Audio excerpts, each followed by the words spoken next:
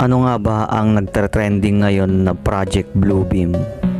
Ito yung pepekein nila yung pagdating ni Kristo at tatakutin kanila para mapaniwala kanila at magkaroon ng New World Order.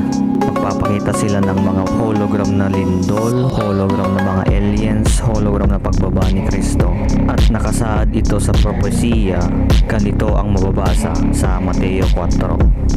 At sumagot si Jesus at sinabi sa kanila, mag-ingat kayo na huwag kayong mailigaw ng sino man, sapagkat marami ang darating sa aking pangalan at magsasabi, ako ang Kristo, at ililigaw nila ang marami.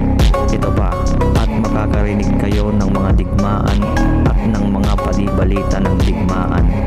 Mag-ingat kayo na huwag kayong mangamba sapagkat kailangang mangyari ito, subalit hindi pa ito ang wakas. So hindi pa ito ang wakas.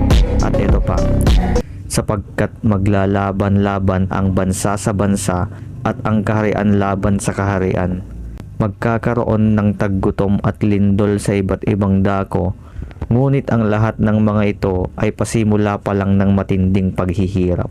So kapag nangyari ang Project Bluebeam is ito na yung tinatawag na Mark of the Beast, na hindi pa ito ang wakas pero mag-uumpisa na ang matinding paghihirap.